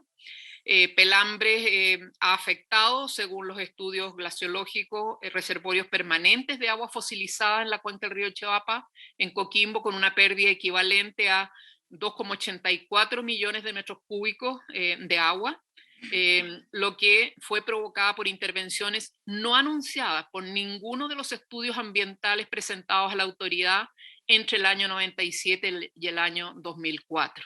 Es decir, aquí tenemos nuevamente un problema del sistema de evaluación de impacto ambiental para fiscalizar lo que la empresa ha señalado y los reportes que señalan en relación a las condiciones que se ponen en las resoluciones de calificación ambiental. Minero Los Pelambres ha negado la existencia de glaciares rocosos en el área, pero los análisis de fotografías aéreas de la zona no deja lugar a ninguna duda. Y este es un estudio de Alexander Bren de la Universidad de Waterloo y Guillermo Azocan de la Universidad Católica, el año 2010. Esta situación ha continuado, los impactos siguen hasta el día de hoy. Después tenemos Anglo American ya en la cuenca, en la región metropolitana, en la cuenca del río Mapocho-Maipo. Ellos están en la cuenca del río San Francisco y el Plomo, en la parte alta del Mapocho, donde existen un total de 37 glaciares de roca. Este inventario de la zona está hecho por Geoestudios del año 2006, que es una consultora muy prestigiosa que trabaja para la minería. Estos glaciares cubren una superficie de 5 kilómetros cuadrados en las 2 cuencas. Los glaciares son temperados y están en balance, estaban en balance al año 2010. No obstante, Anglo American ha excavado el glaciar de roca Infiernillo, es decir, ha removido con máquinas pesadas para el rasgo de la mina, para camino, y también hay depósito de estériles sobre este glaciar. Entre el año 88 y el año 2005, Anglo destruyó casi 1 kilómetro cuadrado de glaciares en la cuenca alta del río San Francisco y Olivares, afluentes del Mapocho y el Maipo, provocando una pérdida entre 6 y 9 millones de metros cúbicos de reservas de agua dulce que estaban almacenadas en los glaciares, según Brenning. El impacto de Anglo sobre los glaciares rocosos ha sido ampliamente documentado, particularmente el depósito de lastre sobre el glaciar Infiernillo, desde el año 92, el año 2004 por Valenzuela, Brenning en el año 2008, lo que ha provocado un aumento, este depósito de material de descarte sobre el glaciar Infiernillo ha generado debido al peso, ha generado un aumento en el avance natural del glaciar que ha acelerado su desplazamiento desde 0,3 a 1,2 centímetros por año. Al año 2010 ya se evidenció que el glaciar se desplazaba 20 centímetros por día a causa de los 14 millones de toneladas de lastre depositadas por la minera en su superficie, es decir, de 1,2 centímetros año a 20 centímetros por día, debido a las toneladas de lastre o de material de descarte que deposita la minera sobre el glaciar. En síntesis, lo que ocurre es que la ciudad de Santiago ha perdido y sigue perdiendo reservas de agua y se incrementa el riesgo de aluviones o desplazamientos de remociones en masa con esta situación. Tenemos después en 2011, la empresa empieza una expansión con la construcción ilegal, sin declaración de estudio de impacto ambiental ni declaración, un megatúnel de 9 kilómetros de largo, 4,5 metros de diámetro que cruza bajo el glaciar La Paloma, ubicado en la comuna de Barnechea, en Santiago, y llega bajo el glaciar Olivares, que ustedes veían en la portada de la presentación en la comuna de San José de Maipo. El año 2012, las organizaciones ciudadanas, las autoridades locales, el exalcalde de Barnechea, que hoy día es el intendente de la región metropolitana, y parlamentarios denuncian la acción y llaman al Ministerio de Medio Ambiente a parar las obras y sancionar a Anglo. La autoridad blanquea el hecho solicitando una pertinencia a la minera. Esta situación no se sancionó por inacción de las autoridades, entre ellos la Superintendencia de Medio Ambiente. Acá está el trazado del túnel, es una línea, yo no sé si alcanzan a ver, una línea morada que pasa bajo el glaciar La Paloma desde los rasgos de minera Los Bronces. Testimonios de los geólogos y los actores locales muestran que el túnel ha interceptado rocas y flujos de agua que se han convertido en afluentes continuos que fluyen hacia las cotas inferiores por la pendiente del túnel canalizado hacia el exterior. El túnel ha sido construido por un sistema de taladro y como los glaciares se encuentran en gran parte del depósito del mineral, existe gran riesgo de desplome. Hoy día la experiencia comparada que tenemos en Chile demuestra que tanto en el caso de Codelco Andina como en el caso de Codelco Teniente, la explotación ha producido bajo glaciares, ha producido el hundimiento de glaciares formando cráteres de subsidencia. Y ello muestra que además de la incapacidad de la superintendencia para fiscalizar y aplicar sanciones por obras sin permiso, el túnel de Anglo American debió ser sometido a estudio de impacto ambiental y probar que no dañaría glaciares, de lo contrario debió haber sido rellenado y clausurado. Esta es la intervención de Anglo American sobre el glaciar Infiernillo entre los años 2007 y 2018, delimitado por la Geoestudios, que es la consultora contratada por la misma empresa. Esto está en el estudio de expansión de los bronces integrados, en la página 20, la figura 7. Finalmente tenemos Codelco en la división andina, en la cuenca del río Aconcagua. Codelco Andina en la región de Valparaíso es la empresa que ha causado mayor intervención de glaciares rocosos a nivel mundial. Las operaciones han impactado 1,3 kilómetros cuadrados de glaciares rocosos en la cuenca alta del río Aconcagua. Estos glaciares fueron identificados por Liburtí el año 61, hoy día prácticamente no están. También ha depositado estériles y desechos de infraestructura sobre 0,78 kilómetros de glaciares rocosos. Esto está estudiado por Brenning en el año 2008. Y los glaciares más afectados son el Rinconá y el Río Blanco, cuyas lenguas se encuentran en el rasgo de la mina. Los estudios en el área muestran que entre el 91 y el 2000, Codelco removió entre 1 y 8 millones de toneladas de hielo al año. Esto lo estudia Morales el año 2001. Y estimaron que la empresa continuaría destruyendo glaciares en niveles semejantes los años siguientes. Se estima que entre el año 90 y el 2008, Codelco destruyó 2,1 kilómetros de glaciares en la cuenca alta del río Aconcagua, lo que equivale a una pérdida entre 15 y 25 millones de metros cúbicos de reservas de agua dulce en dicha cuenca, reduciendo la magnitud de la recarga glaciar y la seguridad hídrica de la cuenca del río Aconcagua. Aunque la mayor intervención sobre glaciares de roca se realizó con anterioridad a la existencia del sistema de evaluación de impacto ambiental, que empieza a funcionar propiamente el 97, a las exigencias del reglamento y a las exigencias del reglamento del 2008, Codelco Andina obtuvo aprobación para intervenir 82 hectáreas de glaciares de roca bajo su rasgo y para sepultar 67 hectáreas de glaciares con material estéril de descarte en las resoluciones de calificación ambiental 29 del año 2002 y la 1808 del año 2006 respectivamente. Es decir, hasta el día de hoy el CIA ha estado aprobando intervención de glaciares, 82 hectáreas en este caso, y sepultar de 67 hectáreas bajo material estéril. Actualmente la acción destructiva de Codelco sobre los glaciares del área continúa, no existe fiscalización de la superintendencia ni de la Dirección General de Agua. El 2009 Codelco anunció un nuevo yacimiento, el estudio de impacto ambiental presentado en el 2010, luego retirado, informó de la afectación de 100 hectáreas de glaciares. Esto está en los oficios correspondientes. Las observaciones del estudio de impacto ambiental evidenciaron que intervendrá 20 glaciares, destruyendo 560.000 metros cúbicos por excavación y más de 1 millón de glaciares por sepultación bajo estériles. La DGA proyectó una pérdida de hielo equivalente a una reserva de 12.500.000 metros cúbicos de agua dulce. Pese a ello, la evaluación ambiental continuó. El rechazo ciudadano obligó a Codelco a retirar de nuevo su proyecto, ingresándolo nuevamente el 17 y retirándolo el año 2018.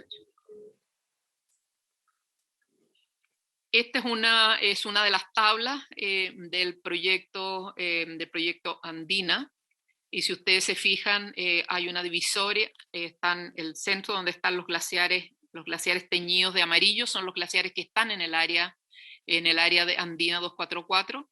Los glaciares rosados son los que están en el interior de la cuenca del río Maipo, que va por detrás de Andina. Y inmediatamente después de la línea amarilla, ustedes van a ver un tranque y otro rasgo, eso es Anglo American. Es decir, Andina y Anglo American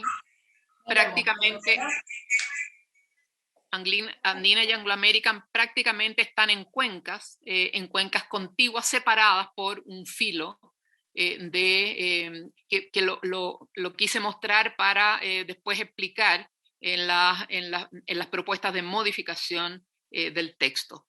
Es decir, hoy día tenemos en la región metropolitana, hacia la cuenca del Maipo y en Barnechea, tenemos instaladas faenas mineras que están interviniendo glaciares y van a continuar, salvo que nosotros apuremos la aprobación de esta ley. Acá hay un resumen del porcentaje de agua que se ha perdido, de reservas de agua se ha perdido producto de estos 4 proyectos y de algunos otros. Ahora, con esa lección en ese contexto, las lecciones aprendidas de la relación entre la minería de altura y los glaciares, es desde allí donde hacemos el análisis del proyecto de ley, que son estas 2 mociones, los 2 boletines fundidos, tanto el del año 2006 como el del año 2018. Y un primer punto quería señalar en relación al artículo 1. Lo aprobado en general del proyecto de ley tiene por objeto la protección de los glaciares, del ambiente periglaciar y permafrost, con el objeto de preservarlos y conservarlos como reservas estratégicas de recursos hídricos, como proveedores de aguas para la recarga de las cuencas hidrográficas y para la protección de la biodiversidad como fuente de información científica, etcétera, el turismo sustentable. Lamentablemente, en la Comisión de Minería se eliminó el objeto de preservarlos y conservarlos. Se mejoró en el sentido de reconocer las funciones y servicios ecosistémicos de los glaciares, el ambiente periglacial y el permafrost, pero no obstante, el objeto mismo de estas fuentes estratégicas de agua dulce, que son no solamente la protección, sino preservación y conservación, se eliminaron. Por lo tanto, nosotros recomendamos en este caso recuperar del boletín 9364-12 del artículo 1, que fue el que se retiró el patrocinio del Ejecutivo, pero que fue aprobado por la Comisión de Medio Ambiente de la Cámara el año 2016, recuperar la frase de que la ley tiene por objeto la protección, conservación y preservación de los glaciares y su entorno definido en esta ley, ubicado en el territorio nacional, los que se reconocen como parte del patrimonio ambiental del país y constituyen reservas de agua dulce ni cumplen funciones ecosistémicas y proveen servicios ecosistémicos. Creemos que es absolutamente fundamental recuperar dentro del objeto de la ley la conservación y la preservación de los glaciares, justamente por esta naturaleza estratégica de las reservas de agua dulce, y claramente reconocer su entorno, en este caso el ambiente periglaciar, que está definido en el proyecto, digamos, aprobado en general como el ambiente periglaciar. Nosotros recomendamos volver a recuperar estos 2 objetos que son absolutamente fundamentales. Solamente la protección y las funciones y servicios ecosistémicos es excesivamente funcional de corto plazo, y aquí lo que nosotros tenemos que asegurar a la sociedad chilena la estabilidad, la adaptación, la resiliencia frente al cambio climático, con la situación de inseguridad hídrica en la cual estamos y el derretimiento que va generando el calentamiento global. Lo que nosotros tenemos que eliminar el impacto antropogénico de la minería en las alturas, y por lo tanto el recuperar como objeto de la ley la preservación y la conservación creemos que es absolutamente fundamental. En relación a las definiciones, lo aprobado en general establece, digamos, que es toda masa de hielo perenne o estable. En general, las definiciones a nivel internacional, tanto el IPCC como la Organización Meteorológica Mundial, hablan de masas de hielo. Ahora, no molesta que digan todo volumen de agua en estado sólido, de ocurrencia natural, no molesta. Lo que sí nos preocupa es ver de dónde se sacó esto que incluyó la Comisión de Minería, de que haya perdurado al menos 10 años. Esto no está en ningún lugar. En general, el único límite que se pone en toda la literatura internacional, en todos los documentos científicos, en todos los organismos internacionales, es que probablemente, y que está en el último inciso de la Comisión de Minería, es que para los efectos de la ley dejarán de ser considerados los glaciares que tengan una superficie menos de 1 hectárea. Pero nunca, en ninguna definición, yo he visto, y consulté con varios glaciólogos de que haya perdurado al menos 10 años. ¿Cómo vamos a probar que aquello haya perdurado 10 años? Comparando el inventario del año 2009 con el del año 2020, que estamos haciendo una actualización ahora, no nos parece. Entonces creemos que hay que eliminar el que haya perdurado, lo aprobado de la Comisión de Minería, hay que eliminar el que haya perdurado al menos 10 años. Y creemos que en el segundo inciso, si nosotros consideramos parte constitutiva de un glaciar los cursos y cuerpos de agua en su superficie y en su interior, la palabra no es en su interior, sino que es en su subsuelo. Y por lo tanto acá nosotros queremos proponer de que realmente se cambie la palabra interior al subsuelo, porque en general el glaciar no es solamente que parte del glaciar va, digamos, derritiendo y por sus canales, por sus grietas va circulando agua, sino que también los glaciares alimentan napas de agua subterránea. Por lo tanto, acá es tremendamente relevante incluir el subsuelo. En cuanto a las definiciones, nosotros creemos que es fundamental que se incluya una letra B con la definición de glaciar de roca.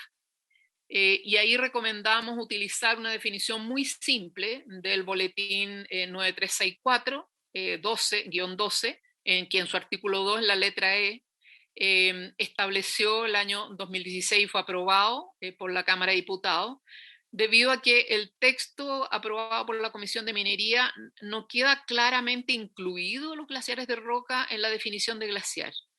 Tampoco está claramente incluido en la definición de ambiente periglaciar, sino que dice en la definición de ambiente periglaciar que se podrán considerar como ambiente periglaciar los glaciares de roca. Creo que siendo armónico con las definiciones internacionales, nosotros debiéramos establecer un artículo 2 en que se estableciera la definición de glaciares de roca como aquellos compuestos predominantemente por fragmentos de roca, sedimentos o materiales finos o intersticiales por hielo, mostrando evidencias de flujo presente o pasado. Particularmente porque hoy día la minería no está interviniendo tanto glaciares blancos como sí está interviniendo en forma masiva glaciares de roca. Y nosotros creemos que acá, tal como han señalado las recomendaciones de los glaciólogos, deberíamos incluir la definición de glaciares de roca y no dejarlos subsumidos en una palabra glaciar general o pasados por el lado dentro en uno de los incisos del ambiente periglaciar. En cuanto a definiciones, nosotros creemos que es necesario reemplazar el texto de la definición de ambiente periglaciar aprobado en la Comisión de Minería, que pasaría a ser C en este caso, o pasaría a ser 3 si es que ponemos glaciares de roca como B, por el texto propuesto también por la definición de entorno glaciar de la ley del año, digamos, de la Cámara, aprobado en la Cámara de Diputados el año 2016, en el artículo 2, letra G, donde define, dice ambiente, el ambiente glaciar. Y nosotros creemos que sería relevante incorporarlo acá y dejar una definición de ambiente periglaciar donde señalara que es un área superficial que de distintas formas posibilita la mantención y el equilibrio de uno o más o varios glaciares, permitiendo la captura de hielo, nieve o detritos e incluyendo la transición desde el ambiente glacial a uno no glacial. Para estos efectos comprende tanto el área entre los bordes del glaciar y las más altas aristas divisorias de las aguas de la cuenca glaciar en la que se emplaza, es decir, la cabecera de la cuenca, con sus alturas, definida por la zona de captura nival que pueda alimentarlo, como el área comprendida entre la línea del frente terminal del actual del glaciar, es decir, en el frente, uno es la área de alimentación hacia atrás y otro es el frente del glaciar, y 1000 metros aguas abajo, medidos desde la topografía del terreno, o 1000 metros lineales cuando dicho frente termine en un fiordo o en un cuerpo lacustre. Ante el caso eventual de que no pueda definirse el área entre el borde del glaciar y la arista divisoria de las aguas más alta, la distancia entre dicho borde y el perímetro del entorno no podrá ser inferior a 1000 metros medidos sobre la topografía del terreno. Nosotros creemos que esto deja al glaciar con su ambiente más inmediato, tanto en las altas cumbres como los 1000 metros hacia adelante, donde termina la lengua del glaciar y la zona lacustre del lago que va generando su derretimiento. Y proponemos mantener el segundo inciso del texto aprobado en la Comisión de Minería, donde señala para efectos de esta ley, comprende el suelo, el subsuelo, las aguas superficiales y subterráneas, así como el espacio aéreo del ecosistema que rodea el glaciar y que posibilita la mantención de las funciones y servicios ecosistémicos de aquel. Es tremendamente relevante la innovación que hizo la Comisión de Minería al incorporar el espacio aéreo, porque justamente, además de la remoción de los glaciares con maquinaria pesada o el poner lastre sobre ellos, el otro impacto brutal que tenemos es el black carbon o el material, el polvo en suspensión que oscurece los glaciares y acelera su derretimiento. Por lo tanto, esta sería una cuarta recomendación para cambiar, modificar la definición de ambiente periglaciar, tomando en cuenta los avances del boletín de la definición de entorno de un glaciar de la ley aprobada por la Cámara, por la Comisión de Medio Ambiente de la Cámara de Diputados el año 2016. En cuanto a las recomendaciones para actividades prohibidas, nuestra recomendación sería en el artículo 5, incluir el mismo nivel de protección que está establecido en el artículo aprobado por la Comisión de Minería, incluir el mismo tipo de protección para glaciares de roca y para ambiente periglaciar, que es este espacio aumentado que vimos en la definición reciente, anterior, agregando estos términos al inciso primero del texto aprobado por la Comisión de Minería, quedando de la siguiente forma. Actividades prohibidas en glaciares, glaciares de roca y ambiente periglaciar. Se prohíbe desarrollar todo tipo de actividades en glaciares, glaciares de roca y ambiente periglaciar, salvo aquellas destinadas a la investigación científica, turismo, actividades deportivas, etc.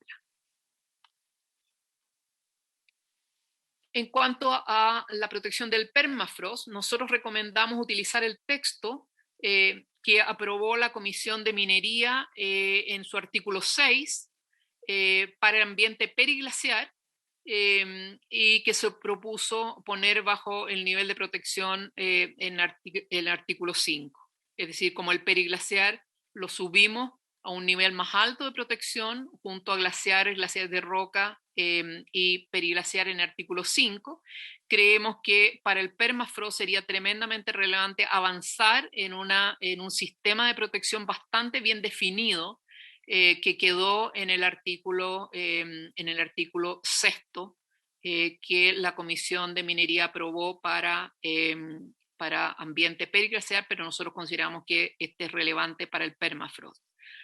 Con lo cual habría que, digamos, agregar aquellas palabras que están en rojo. Los proyectos y actividades que se ejecuten en el permafrost deberán someterse al sistema de evaluación de impacto ambiental, con todo si procediera a ingresar por estudio de impacto ambiental de acuerdo a lo dispuesto en el artículo 11 sobre base general del medio ambiente. Las medidas de compensación propuestas no podrán significar intervención alguna en glaciares, glaciares de roca y ambiente periglaciar que estarían protegidos por el artículo 5. Salvo por razones de investigación científica, monitoreo, etc. Y lo mismo en el segundo inciso, los proyectos o actividades que ingresen a evaluación. Acá nosotros eliminaríamos declaración, particularmente porque son zonas muy lejanas, son zonas donde necesitamos información máxima, líneas de base, etcétera, etcétera. Deberán proponer un sistema de monitoreo de variables ambientales que descarten la afectación de glaciares, glaciares de roca y ambiente periglaciar como impacto significativo durante su construcción, operación o cierre. Y continúa y ponemos los mismos elementos, glaciares de roca y ambiente periglaciar, en la segunda parte y en la frase última, eliminando el estudio impacto ambiental haya sido favorable o haya descartado producto, bla, bla, bla. Finalmente, en cuanto a los transitorios en relación al primero transitorio, nosotros creemos que para proteger los glaciares de roca y el ambiente periglacial, en el caso de proyectos que estén afectando los glaciares hoy día o que se estén ejecutando en ambientes periglaciares hoy día, es decir, contiguos a glaciar. De hecho, hoy día tenemos acá en el Cajón del Maipo, tenemos la minera Escalone, que está perforando y hoy día está en proceso a través del sistema de evaluación de impacto ambiental, no sé, a 300 metros o 400 metros de la lengua del glaciar están haciendo perforaciones, lo que obviamente implica, ya sabemos lo que va a pasar. Por lo tanto, acá recomendamos incorporar los términos de glaciares de roca y ambiente periglaciar en el artículo primero transitorio, aprobado por la Comisión de Minería, quedando de la siguiente manera. Desde la publicación de la ley, todo titular de proyecto que desarrolle actividades autorizadas en forma previa y que supongan un impacto significativo a través de la intervención actual y directa en glaciares, glaciares de roca y ambiente periglaciar, aunque dichos impactos estén siendo compensados, deberá informar de las mismas en un plazo de 60 días corridos de la Dirección General de Agua y a la Superintendencia. Además, en un plazo de 6 meses deberá presentar a la Superintendencia de Medio Ambiente un programa de cumplimiento cuyo objetivo sea que dichos impactos significativos no continúen, siempre y cuando ello no signifiquen nuevos impactos ambientales significativos en glaciares, glaciares de roca y ambiente periglaciar. Dicho programa de cumplimiento se someterá a las disposiciones legales y reglamentarias de los mismos, en lo que sea pertinente conformidad a la ley 20.417, pudiendo incluir medidas de compensación en los términos del artículo 6, no del 7 porque ya lo eliminamos, de la presente ley, refiriendo a los sistemas de protección del permafrost, entendiéndose que las intervenciones actuales y directas en glaciares de roca y ambientes periglaciales se clasificarán como infracciones graves y que la presentación del señalado programa no impedirá la presentación de otros programas de cumplimiento conforme a la ley. El no cumplimiento de los programas presentados facultará a la superintendencia a sancionar de conformidad a la ley orgánica. Lo mismo en el inciso final, si se omitiera la entrega de información dedicada o no se presentara el programa de cumplimiento, la SMA ordenará la paralización de las intervenciones actuales y directas en glaciares de roca y ambiente periglaciar de conformidad a los mecanismos establecidos en su respectiva ley hasta que dichas obligaciones sean cumplidas.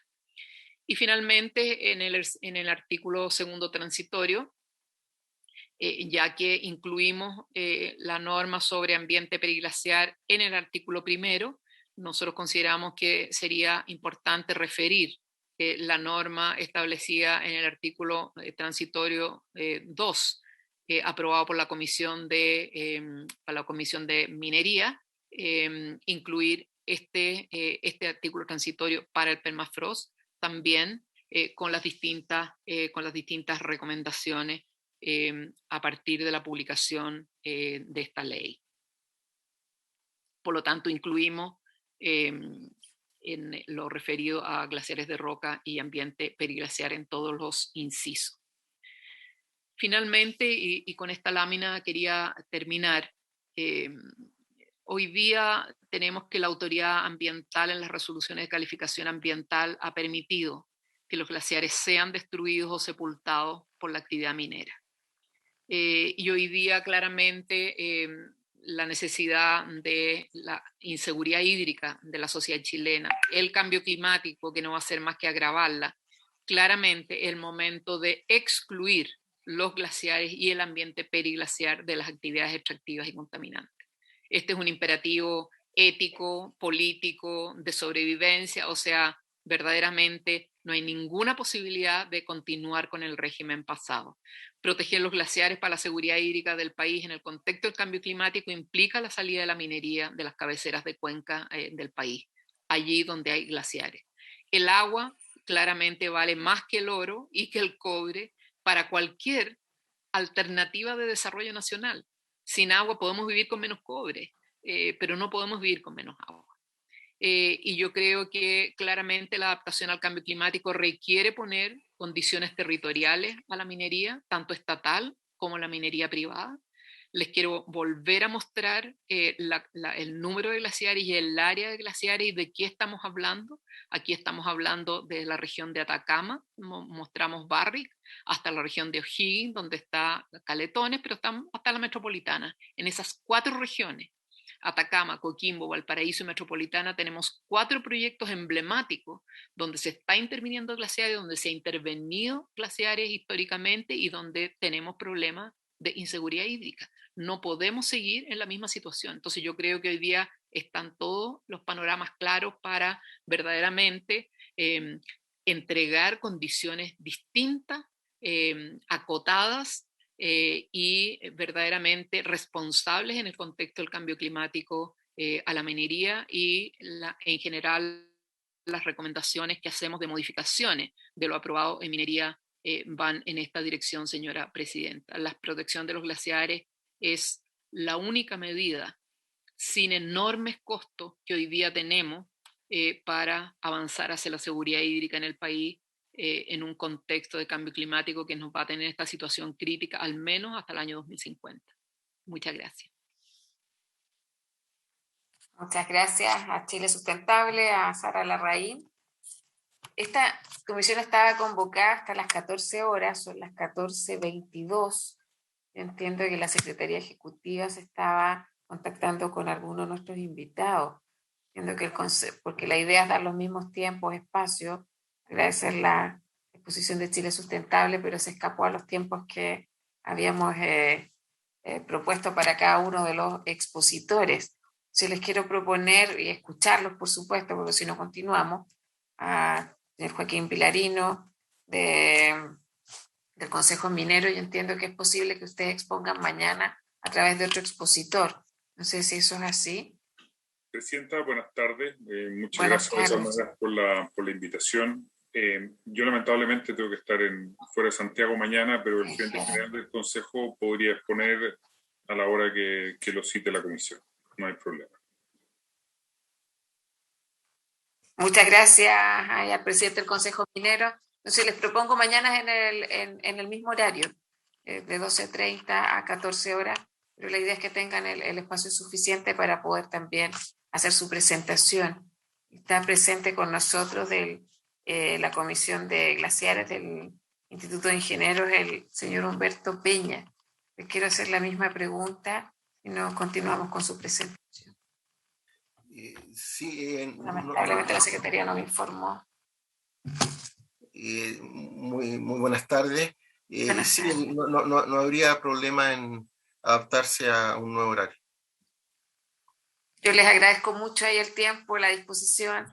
En Chile Sustentable me parece que meritaba el tiempo extraordinario, para nada una crítica en ese sentido.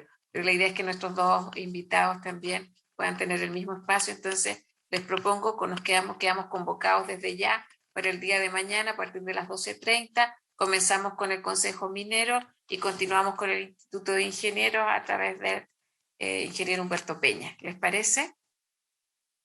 Ok, muchas gracias a todos y a cada uno por sus presentaciones, y habiéndose cumplido con el objeto de la sesión, esta se levanta.